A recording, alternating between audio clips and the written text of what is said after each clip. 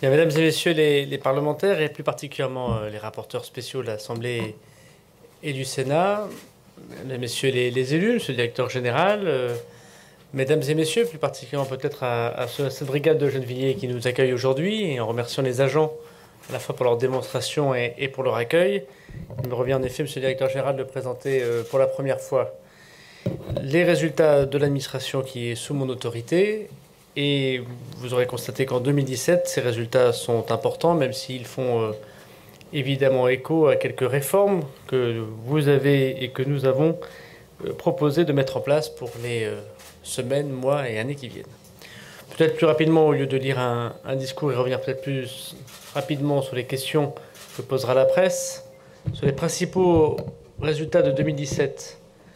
Sur l'action économique, le développement des marchandises a été extrêmement important. Vous savez que nous avons, pour les douanes françaises, un rôle économique de ne pas trop retarder l'arrivée des marchandises. Nous sommes ici sur un port, et ce sera notamment le cas dans les ports qui connaîtront une compétitivité de plus en plus importante à l'occasion du Brexit. Je me rendrai d'ailleurs avec monsieur le directeur général dans 3 semaines désormais au Havre, à Ouistreham, à Dunkerque et à Calais, afin de renforcer non seulement les contrôles douaniers qui naîtront du Brexit, mais en même temps permettre le déchargement rapide des conteneurs afin de pouvoir donner à nos ports français, à notre action économique, une grande activité logistique.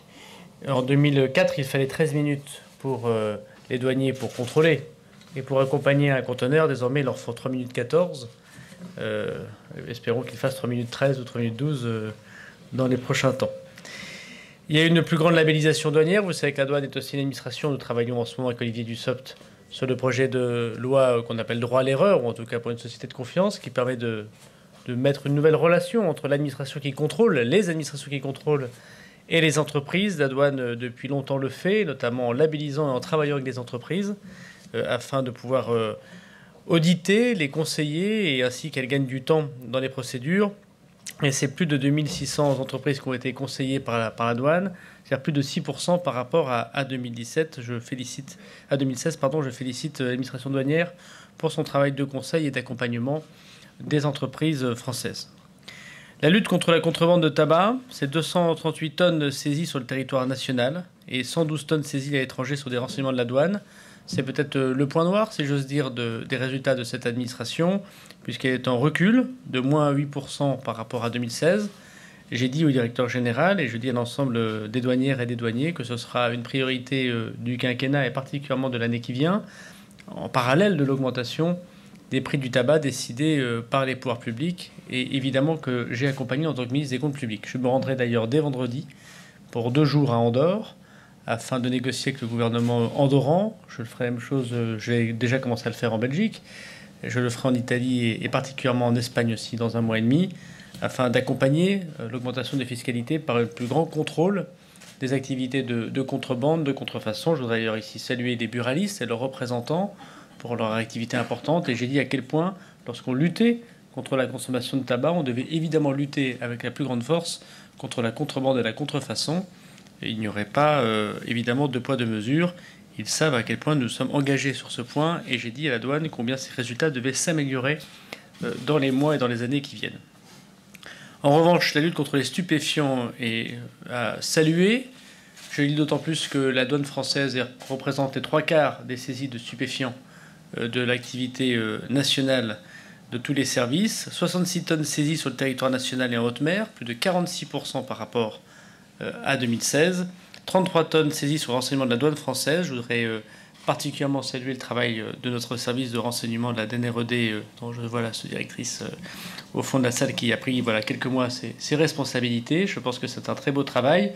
J'ai pu voir avec monsieur le directeur général aux Antilles françaises le travail très important que fait à la fois notre administration, bien sûr, en lien avec les administrations de la Marine nationale et de la police, de renseignement, du lien évidemment avec les services étrangers. Je me rendrai au mois de mai ou au mois de juin, après les élections en Polynésie, pour ce travail très important. Au début d'année, une affaire très importante a été faite en Polynésie.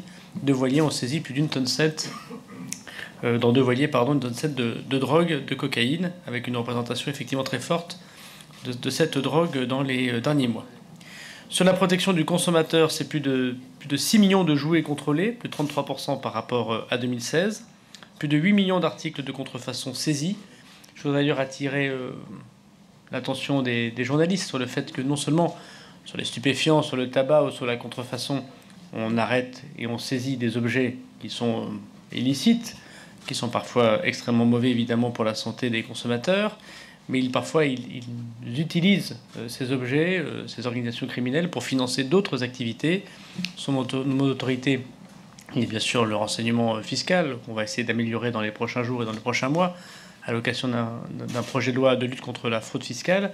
Et j'ai également Tracfin et, comme je l'ai dit tout à l'heure, DNRED qui nous informent effectivement que notamment le financement d'une partie des activités illicites que connaît notre pays, voire notre monde, vient de cette consommation et de ce trafic de tabac ou de contrefaçon. C'est évidemment très important pour la sécurité nationale de continuer cette protection du consommateur. Les armes ont été également saisies en nombre, plus de 11% d'armes saisies par rapport à 2016 par la douane, quasiment 1000 saisies, 958 exactement.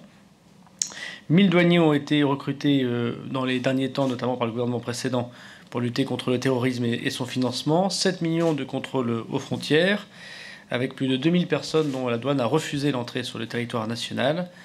Je rappelle d'ailleurs, messieurs les rapporteurs spéciaux, que le projet de loi de finances que j'ai présenté au nom du Parlement prévoit une augmentation des effectifs de la douane cette année et dans les années qui viennent afin d'accompagner effectivement les enjeux douaniers, à la fois de lutte contre le terrorisme et de son financement, mais aussi d'accompagnement du Brexit. La lutte contre les fraudes financières, parce que bien sûr la douane est une administration fiscale, c'est d'ailleurs pour ça qu'elle est sous l'autorité du ministre du Budget. 2000 constatations de flux financiers illicites, 862 millions d'avoirs saisis par la douane judiciaire, c'est une multiplication par 5 par rapport à 2016, et un recouvrement de la lutte contre la fraude fiscale qui a augmenté de quasiment 5% avec 80 millions d'euros recouvrés et des montants de droits redressés dans le cadre des enquêtes douanières qui par contre a chuté de moins 30% après 5 années de hausse consécutive. Il ne faut sans doute pas y voir particulièrement malice, mais effectivement un travail très important qui a été fait les 5 dernières années. Un certain nombre d'objectifs, peut-être avant de répondre à vos questions, sont à remplir par la douane. Je l'ai dit, l'enjeu du Brexit, qui est un enjeu extrêmement important. En attendant de connaître la négociation définitive de Michel Barnier et de l'ensemble des pays européens avec nos amis de Grande-Bretagne, nous devons nous préparer à ces échanges commerciaux sans retarder l'activité économique.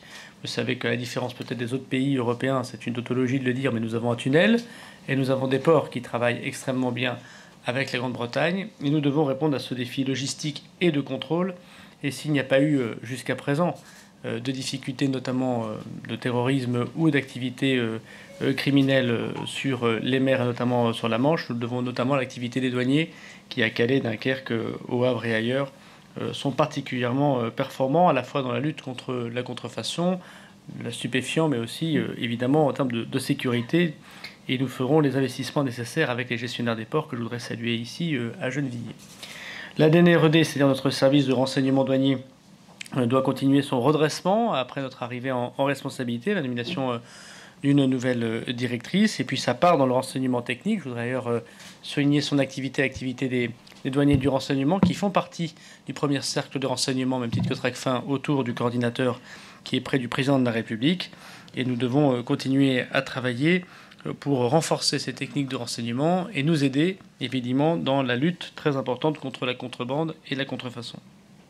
La lutte contre la contrebande de tabac, je l'ai dit, sera donc la priorité du quinquennat et particulièrement la priorité des années qui viennent, afin de renforcer les contrôles, la contrebande, les sanctions également. Nous avons prévu, non seulement dans le projet de finances que nous avons adopté, mais dans le projet de loi que je présenterai de lutte contre la fraude fiscale, effectivement, des peines d'aggravation supplémentaires, évidemment en lien avec tous ceux qui vendent de manière légale, et sont les seuls à pouvoir le vendre de manière légale, le tabac dans nos bureaux de tabac qu'on appelle les buralistes.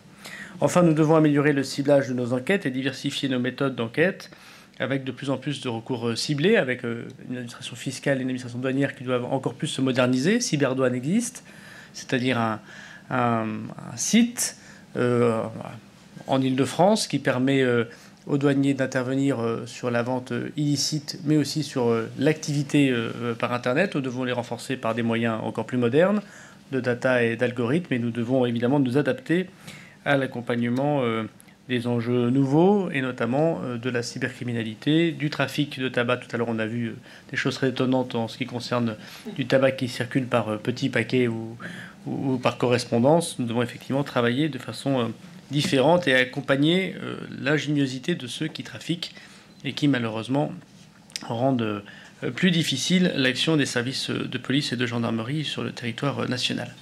Je voulais dire un mot aussi tout particulier pour les douanières et les douaniers qui, dans un contexte de renouveau de leur administration, encore une fois, dans le projet de loi droit à l'erreur, nous avons inscrit le rescrit douanier, comme il y a un rescrit fiscal. Ce sera une nouvelle façon de permettre ce conseil aux entreprises et cet accompagnement.